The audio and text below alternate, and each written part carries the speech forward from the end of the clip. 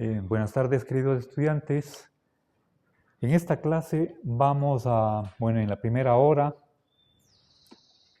a empezar con el estudio de los derechos humanos. ¿Sí? Quisiera, en primer lugar, darles la estructura. Tienen ustedes el esquema de todo derecho en general, tiene 5 componentes, y luego de eso pasaremos a un análisis de la famosa Declaración Universal de los Derechos Humanos del año 48 de las Naciones Unidas. Además, quiero hacer una breve historia de el reconocimiento constitucional de los derechos humanos, solamente algunos hitos. Nos haremos la pregunta de ¿por qué tenemos derechos? ¿Cuál es el fundamento? Y ahí discutiremos dos posiciones, ¿sí? Desde el punto de vista jurídico. No entiendo por derechos algo ético, sino algo jurídico, de derecho, ¿sí? Lo que estudian los futuros abogados. Entonces son básicamente, además tenemos que saber qué es un derecho. Voy a empezar por ahí, pero en un sentido laxo. ¿Sí? Es decir, son 3 subtemáticas que vamos a ver dentro de esta gran temática. ¿Qué es un derecho? Historia y fundamentos. ¿Sí? Bien, ahora, lógicamente, primero debería hacer un recorrido histórico desde la antigüedad y luego plantearnos la cuestión de qué son los derechos. ¿Sí? Voy a alejarme un poco de eso que sería lo ideal y voy a empezar presentándoles la estructura de los derechos según el filósofo Alan Gewirth, que me parece muy útil. Quien les decía, este autor cree que todo derecho tiene 5 elementos. Cuando digo todo derecho, estoy refiriéndome no solamente a los derechos humanos, sino también a derechos de los animales. Podría ser derecho del Estado, derecho de una institución, o finalmente, como lo postula la Constitución del 2008, derechos de la naturaleza. ¿Sí? Todos los derechos se ajustarían al siguiente esquema. ¿Sí? Que es el siguiente. Pongamos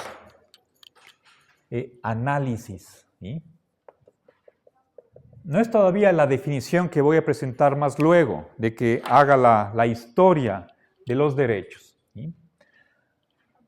A ver, un sujeto, ¿sí?, tiene derecho a un objeto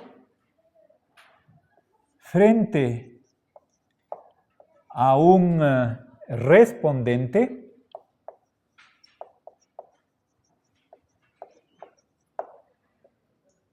en base a un fundamento. ¿Ya? Bien, entonces aquí están 5 elementos. ¿Sí? Y el sujeto es, con otras palabras, el portador. ¿Sí? Aquel que goza de esos derechos.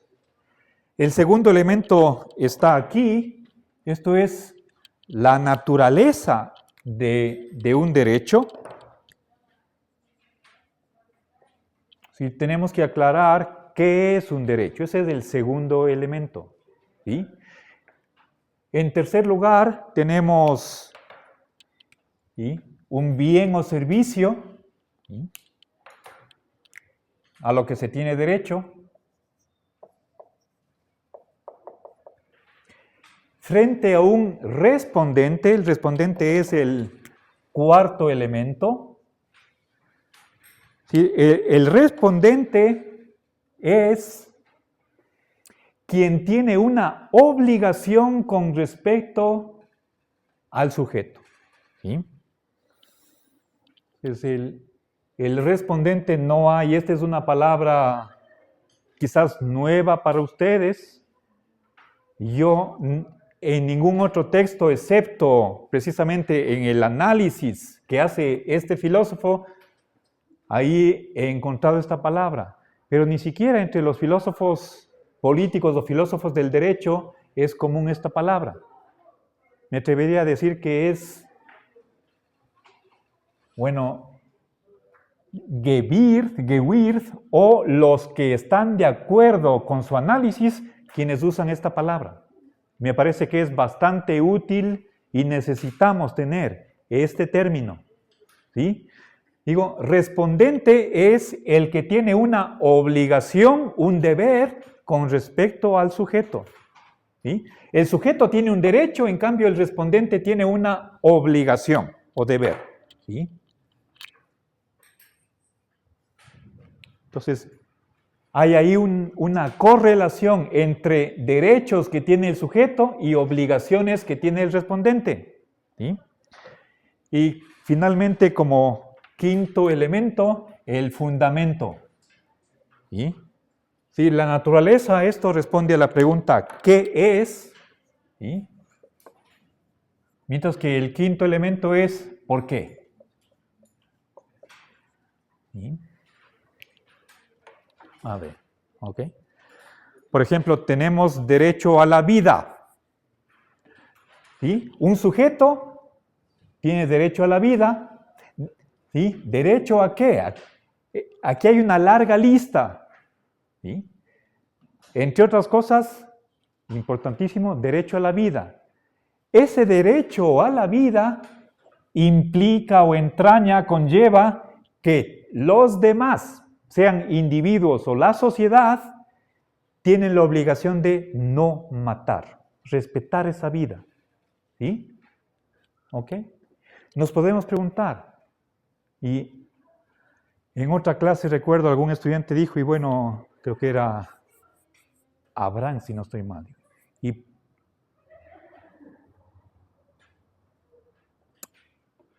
¿podemos matar? ¿Qué dicen? ¿Alguien dice que sí? Puede haber circunstancias en las que es legítimo matar, por ejemplo, en defensa propia. ¿Sí? ¿Podemos matar a un inocente? No. La pregunta legítima, ¿por qué no es bueno matar a un inocente? ¿No habrá alguna razón, alguna circunstancia en que sí nos permita? ¿Sí? Ok, entonces tenemos necesariamente que hacernos esta pregunta. Ahora, no todos van a concordar en qué es un derecho, esto es cuestión de definición. ¿Sí? Esto voy a dejar para luego, que veamos la historia, una brevísima historia. ¿Sí? Tampoco hay acuerdo sobre a qué tenemos derecho. Hay personas que creen que, filósofos, que creen que no tenemos derecho al trabajo. En Estados Unidos no se ha reconocido la Constitución de los Estados Unidos no reconoce ningún derecho de bienestar, solo reconoce derechos de libertad. ¿Sí? Estados Unidos es el único país que no ha ratificado la Convención Internacional o el Pacto Internacional de Derechos Económicos, Sociales y Culturales de los Pueblos. ¿Sí? Hay desacuerdo. Ni siquiera en el año 48, ya vamos a ver, ustedes tienen, si trajeron el anillado, ustedes tienen ahí el texto de la Declaración Universal.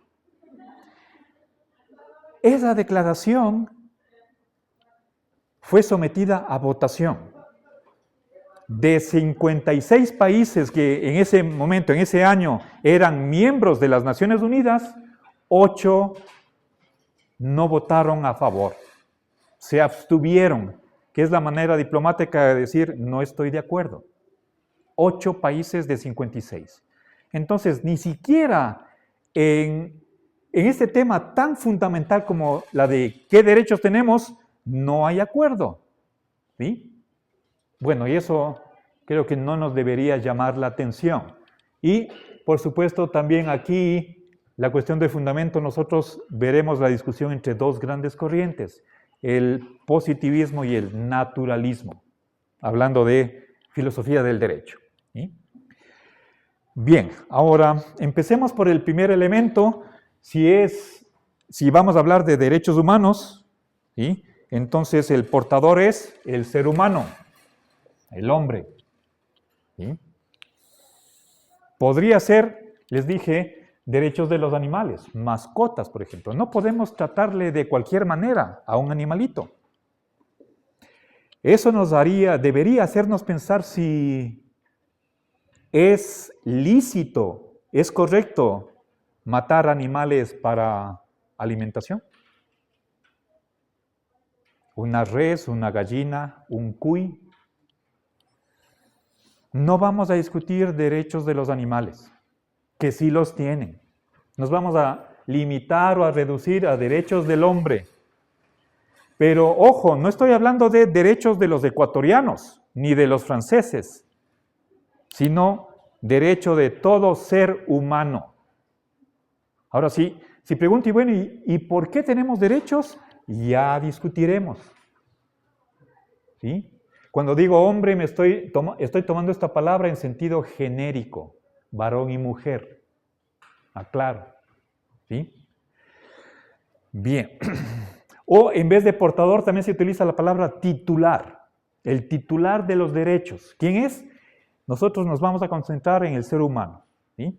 Bien, ahora, dejo esto, el segundo elemento, cuestión de definición, para después que hagamos una brevísima historia.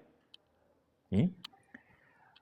Luego, aquí veamos algunos ejemplos. ¿Sí? Bueno, voy a llenar este tercer elemento inmediatamente cuando hagamos el análisis de la Declaración Universal. ¿Sí? También esa declaración nos indica cuáles son los respondentes. Yo ya les mencioné, son los individuos o particulares, la sociedad o el Estado. ¿Sí? En nuestro caso es el Estado ecuatoriano, los individuos. ¿Sí? ¿Cuántos somos? 18 millones, los que seamos. ¿Sí? Son los que tienen una obligación con respecto a el sujeto portador. ¿Sí? Y nuevamente este quinto elemento, o sea, el 2, vamos a postergar la definición y también la discusión de por qué tenemos derechos. Lo haremos en otra clase. ¿Sí? Bien, la definición es algo sencillo, pero no quisiera indicarles en este momento porque me parece inapropiado ponerles la definición delante de la historia. Primero veamos cómo se ha entendido históricamente y luego a partir de ahí saquemos la esencia del derecho en una definición. Bueno, entonces, este es el análisis que hace Alan Gewirth y que nos va a servir para comprender los derechos. Ahora,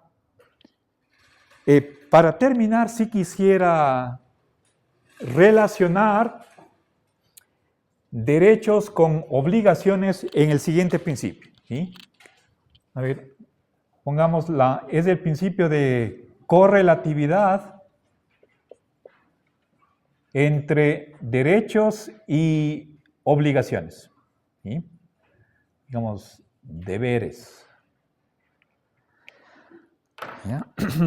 A ver, un sujeto. El que un sujeto tenga derecho, ¿sí? Equivale a que el respondente tiene una obligación. ¿Ya? Ok. A ver. Aquí están 4 elementos, ¿sí? Un sujeto de derechos y el respondente tiene una obligación. Y en la mitad está el signo de equivalencia. Es como si tuviera el signo igual. Es lo mismo. Pongo aquí la flecha porque quiero dar a entender o representar con esta flecha en 2 direcciones que se da un entrañamiento de izquierda a derecha y viceversa. ¿Sí? Si es que un individuo tiene un derecho, entonces los respondentes tienen una obligación y al revés. ¿Sí? Si alguien tiene obligación, una determinada obligación, es porque se da que hay un derecho que tiene un sujeto. A ver, pensemos, por ejemplo, que una persona pide prestado $100 a un amigo. Pide prestado y le da. ¿Sí? Claro, a condición de que le devuelva. ¿Sí? Entonces, si quien fía esos $100 tiene un deber de devolver, es porque quien prestó tiene el derecho de que le devuelva. ¿Sí? O sea, si es que la propiedad privada es un derecho, es algo que niegan los comunistas, ¿sí? Si un humano tuviera derecho a la propiedad privada, entonces los demás tienen una obligación de no robar. Obligación negativa, no robar, no quitar esa propiedad. ¿Sí? Entonces, van de la mano derechos con obligaciones, van juntos. ¿Sí? Eso es lo que quiere decir este principio de correlatividad. ¿Ya? Siempre que alguien tiene un derecho, entonces tiene que haber otro que tiene una obligación, y al revés. Y eso también se aplica al propio individuo. ¿Sí?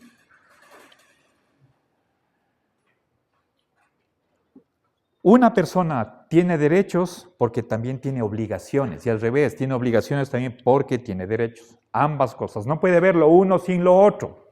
¿Sí? Ok. Bien, dicho esto, no sé si alguna pregunta hasta aquí. Creo que es algo sencillo, está claro, no hay ahí ningún problema. ¿Sí? Bien, a ver, poniéndome a pensar, sí se ha discutido este esquema y sobre todo este principio. Esto es debatible. ¿Sí? Si es que es verdad que el que un sujeto tenga un derecho, eso implica que un respondente tiene una obligación. Eso no lo admiten todos los filósofos. ¿Sí? Bueno.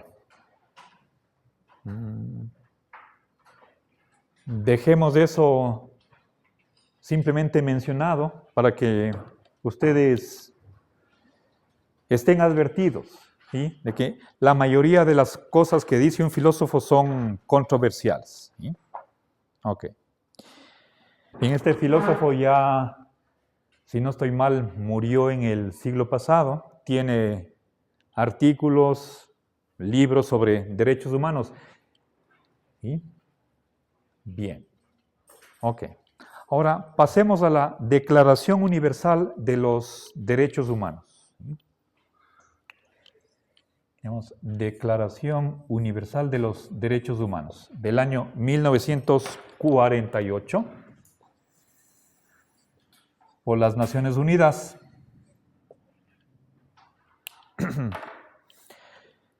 Bien. Fijémonos en primer lugar en el contexto. Estamos a 3 años de la finalización de la Segunda Guerra Mundial, en la que se enfrentaron tres bandos. Por una parte estaba Alemania, con un régimen fascista, con Hitler, secundado por Mussolini y en España Francisco Franco, todos los tres fascistas. Por otra parte, Alemania quería invadir Rusia. Era la antigua Unión Soviética, la URSS, Unión de Repúblicas Socialistas Soviéticas. En ese tiempo estaba Stalin a la cabeza y finalmente el mundo capitalista, Inglaterra, Francia, Estados Unidos y aliados. ¿Ok? Bien.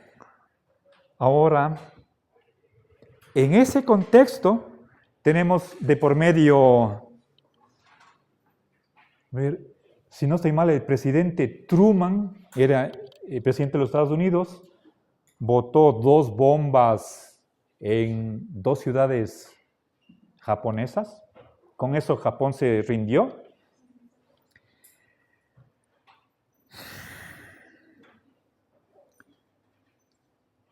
Stalin repelió el ataque de Hitler. Y hay una nueva correlación de fuerzas. Y ese conflicto bélico, o si quieren ustedes, las tendencias de esos varios países están presentes aquí en las Naciones Unidas. Se formó una comisión de más o menos 18 miembros para que redacte la declaración. Ustedes tienen un texto que está en 6 páginas. Yo tengo el texto en apenas 2 páginas. Así de pequeña es la declaración. No es más que esto. ¿Sí? 2 páginas. ¿Ok? Y después de largo tiempo de discusión, se hizo el texto final y se puso a votación. ¿Ok? Bien, entonces vamos a ver las partes que tiene esta declaración. ¿Sí? A ver, para empezar hay 3 partes. A ver, el preámbulo es un parrafito de proclama y después 30 artículos, ¿sí? El articulado. ¿Sí? En el preámbulo hay los considerandos. Contemos 1, 2, 3, 4, 5, 6, 7 considerandos. Luego viene un párrafo de la proclama y 30 artículos. ¿Sí? El artículo 30 es de cierre. ¿Ok? Bien, entonces, ahora, seguramente cuando se hace una lista de puntos, no es azaroso qué va en primer lugar, qué se menciona en primer lugar, qué va en segundo lugar, qué va al último. Entonces es importante que nosotros nos fijemos en cómo se inicia esta declaración. El primer considerando y el artículo 1 son las partes más importantes de este texto. Si tienen aquí a la mano, les pido que abran, vamos a leer. ¿Sí? El primer considerando dice lo siguiente. Es decir, así inicia la declaración. Considerando que la libertad, la justicia y la paz, disculpen que les dé las espaldas, quiero poner aquí en el video, considerando que la libertad, la justicia y la paz en el mundo tienen por base el reconocimiento de la dignidad intrínseca y de los derechos iguales e inalienables de todos los miembros de la familia humana. Que hay ahí varias cosas, ¿sí?, sobre las que quiero llamar la atención. ¿Sí? A ver, primer considerando. ¿Okay?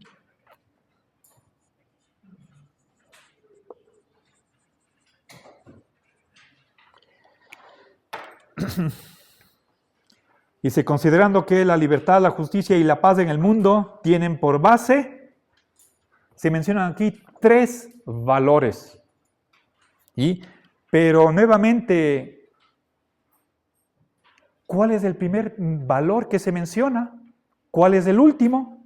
Dice, libertad, justicia, paz. ¿Sí? Libertad, justicia y paz. La paz está en último lugar, libertad en primer lugar. ¿Sí? Si nosotros volvemos a las ideologías que estaban presentes en las Naciones Unidas, creo que fascismo deberíamos colocarlo como dentro de lo que es el capitalismo. Por más que el gobierno de Hitler se autodenomine nacionalsocialista, en Alemania hitleriana no había ningún comunismo. ¿Sí? Quienes aportaron económicamente, financieramente para el ejército de Hitler eran los burgueses, los capitalistas. ¿Sí?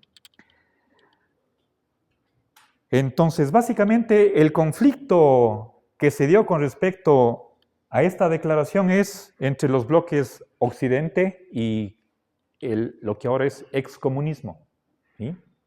Unos que piensan en la libertad y otros que piensan en algo diferente, en derechos económicos y sociales. ¿Ok? Entonces, y sabemos que después de la guerra, de la Segunda Guerra Mundial, empezó lo que se denominó Guerra Fría. ¿Sí? Guerra de ideas, si quieren ustedes. Poner la libertad en primer lugar significa que el bloque de Occidente era más poderoso.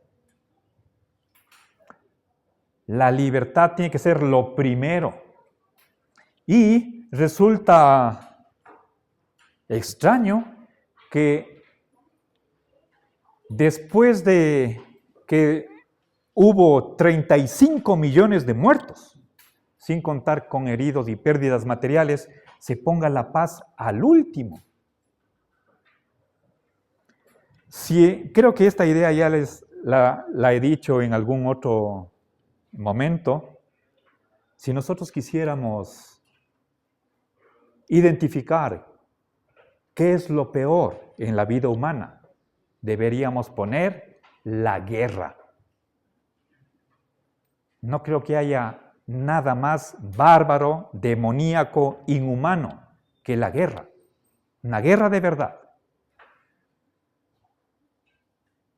Donde no se respeta nada.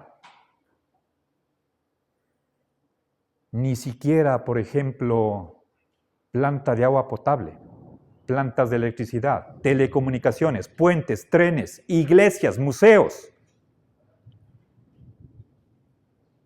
U hospitales. ¿Sí?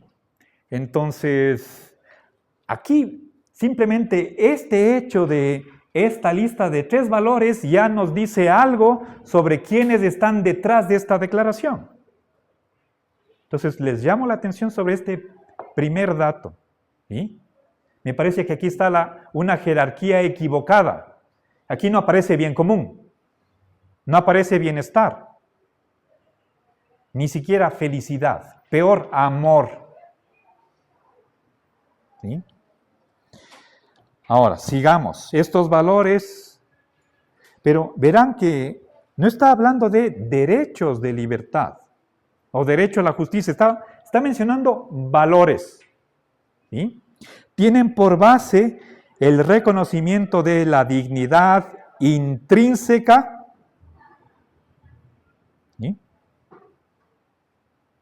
El ser humano es por sí mismo valioso, algo digno. ¿Sí? Y de los derechos iguales e inalienables. Y aquí hay 2 características de lo que es un derecho. Son iguales e inalienables. ¿Sí? A ver, derechos iguales e inalienables. Bien. A ver, todos tenemos los mismos derechos, y eso se va a repetir más luego. Y esto de inalienable es una palabra compuesta. Primero tenemos el prefijo in, que significa negación, ausencia, falta. Y alienar significa, por lo menos dos cosas, quitar o suprimir. ¿Sí? Entonces, se está negando que los derechos puedan ser arrebatados, ¿sí? Tiene que respetarse. Eso significa inalienable. Nadie puede ceder un derecho para conseguir alguna ganancia. No son negociables. ¿Sí? Dice, de todos los miembros de la familia humana. ¿Sí? Okay, se está hablando de familia humana. Dos veces se habla de que somos familia. ¿Sí? Bien, y el artículo 16.3 nuevamente se refiere a la familia, que es la célula de la sociedad, importantísimo, hay que proteger la familia. ¿Sí? Bien, ahora, ¿cómo debemos tomar la cuestión de lo de familia humana?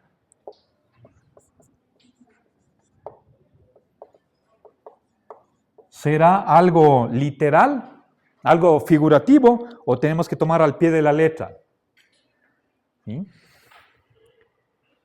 ¿Quiénes constituyen una familia? En sentido estricto, los que tienen los mismos papá y mamá. ¿Sí? Pero aquí no se está hablando de la familia Pérez o la familia Smith, sino la familia del género humano o la especie humana. Todos, o sea, si tomáramos si tomáramos esta expresión al pie de la letra, entonces lo que se está diciendo es que, se está diciendo es que todos descendemos de la misma pareja. Dudo que se esté pensando en Adán y Eva, sino desde un punto de vista de la evolución, o si quieren ustedes de la paleoantropología. Tiene que haber una pareja de varón y mujer de la que descienden todos los seres humanos. ¿Es eso así o no? ¿Sí? Ahora, les traje aquí un texto que confirma esto de acá, como un resultado de investigación científica. ¿Sí? Yo les puedo compartir, es un artículo nuevamente, perdonen, quiero mostrar en la pantalla, es un artículo cuyo título es el de Modelizando el ancestro común más reciente de todos los humanos vivientes. ¿Sí? Son tres autores, Rode, Olson y Chang. El primero es seguramente el más importante, Douglas L.T. Rode. ¿Sí?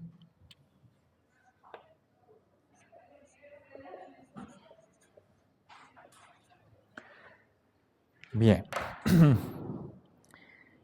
El objetivo de este artículo es descubrir en qué periodo vivió la pareja más reciente de la que descienden los 7,500,000 u 8,000 millones de humanos actualmente vivientes sobre el planeta.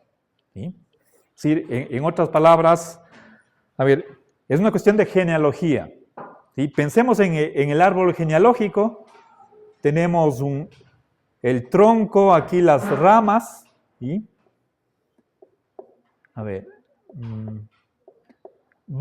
Nosotros Nosotros estamos aquí en la copa y vamos descendiendo. ¿Sí? Piensen ustedes, nosotros somos un pueblo mestizo, si somos una mezcla de españoles e indígenas.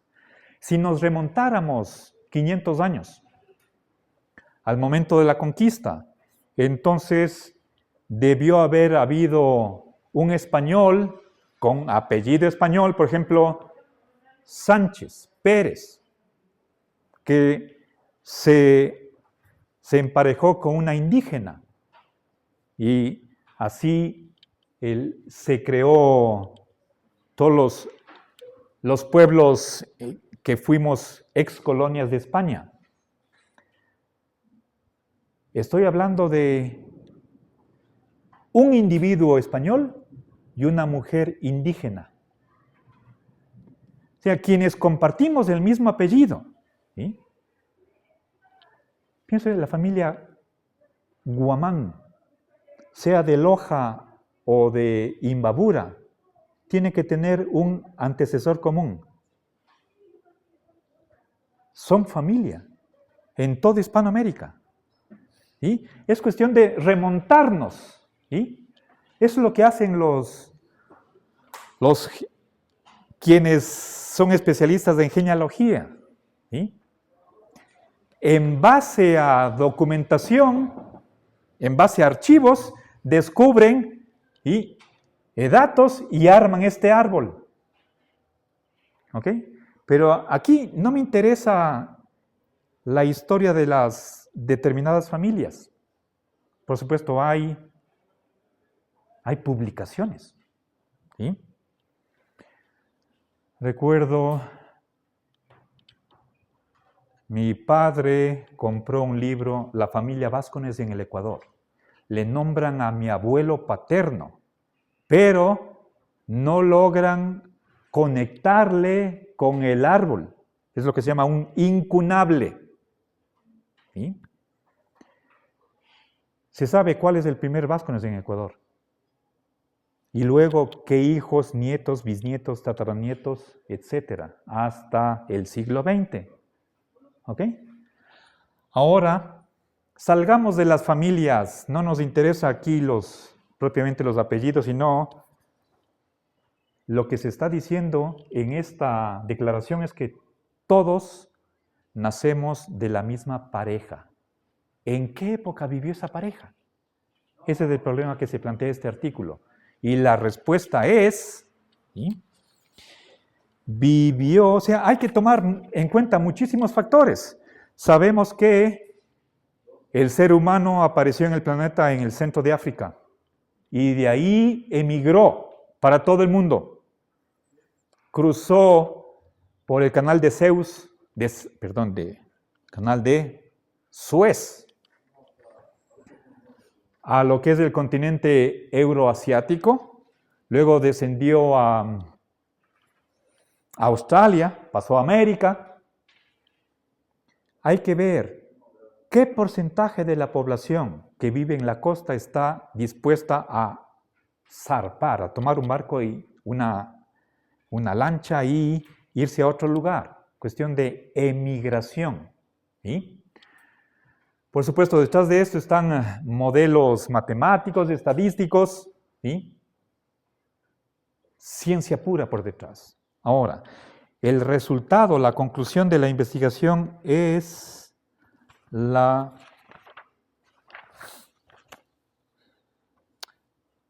que el ancestro común más reciente, es decir, ¿sí? Aquí hablé de que esto es el tronco común y no nos vamos a ir a las raíces, que las hay, ¿sí? ¿En qué fecha vivió el hombre y la mujer de la que descienden todos los 7,500,000 u 8,000 millones de actualmente humanos vivientes en el planeta? La respuesta es un rango. A ver.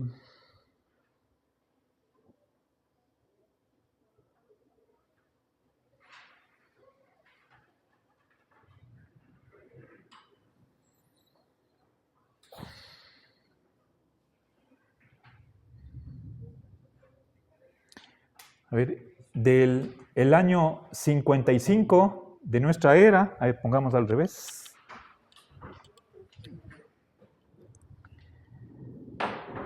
¿2158 antes de Cristo o al año 55 después de Cristo? En este periodo se ubica la pareja de la que descendemos todos. Detrás de ella ya todos tenemos la misma parentela. Ese es el tronco común. ¿Sí? Bien, la conclusión del artículo es que todos tenemos parientes que construyeron las pirámides de Egipto. ¿Ok? Bien. Entonces, seguramente ustedes habrán visto videos que le hacen a uno un estudio genético. ¿Sí? ¿Qué ancestros tiene y en qué porcentaje? ¿Sí? Y para admiración de algunos, alguien que tiene apariencia de tez blanca tiene origen africano y le dan el porcentaje. Es cuestión de genes. ¿Sí? Bueno, entonces, no podemos nosotros descartar esta investigación que está apoyando el hecho de que realmente somos una familia, ¿sí? Que está mencionado en el primer considerando. ¿Sí? Bien, ahora veamos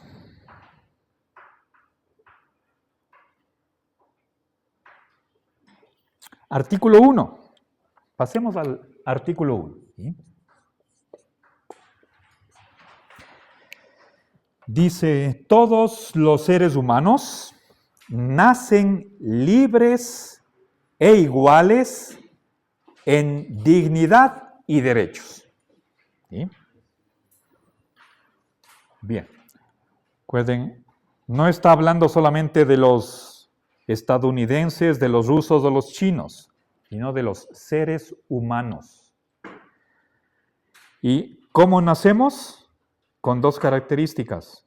Dice, libres, nuevamente, en primer lugar, la libertad. En segundo lugar, la igualdad en derechos. Segundo lugar, igualdad después de la libertad. Eso nos dice algo sobre la correlación de fuerzas detrás de esta declaración. ¿Sí? ¿Por qué no al revés? ¿Por qué no decir primero, somos iguales en derechos y somos libres? El orden es importante. ¿Sí? Dice, y dotados como están de razón y conciencia, ahí hay una razón. ¿Sí? Deben comportarse fraternalmente los unos con los otros. ¿Sí?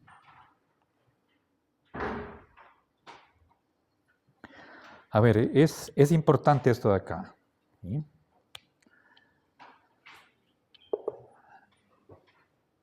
Desde que nacemos, todo ser humano es libre e iguales en derechos. ¿Sí?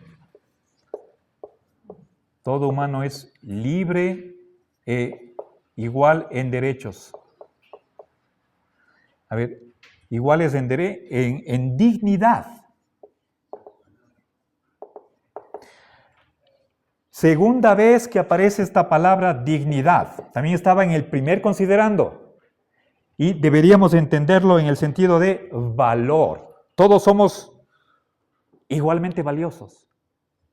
No es que uno vale más que otro. ¿Sí?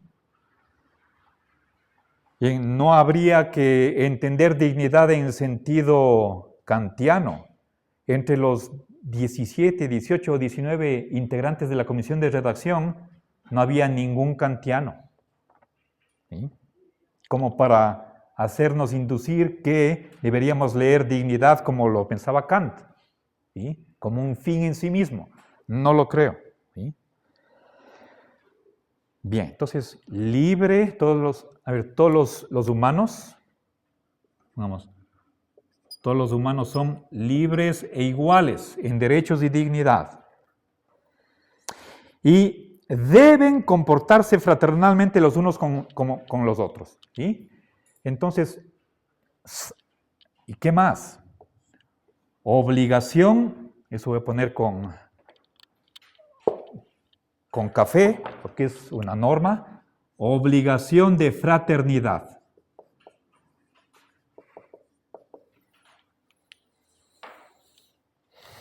Comportarnos fraternalmente los unos con los otros. Tratarnos como hermanos.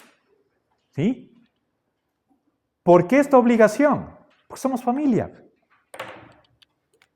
Si esto es un hecho, entonces de ahí se sigue la obligación. ¿Ok? Frater en latín significa hermano, de ahí viene fraternidad. Es lo mismo que hermandad. Entonces, ojo, esto es importantísimo. El artículo 1 no habla solamente de derecho, sino también de obligación. Entonces, volvemos a lo de antes, ¿sí? Y no es este el único lugar en el que se habla de obligaciones, ¿sí? Lo interesante de notar es que estamos en el artículo 1 y ya se nos menciona un deber. ¿Ok? Bien, hagamos un receso aquí.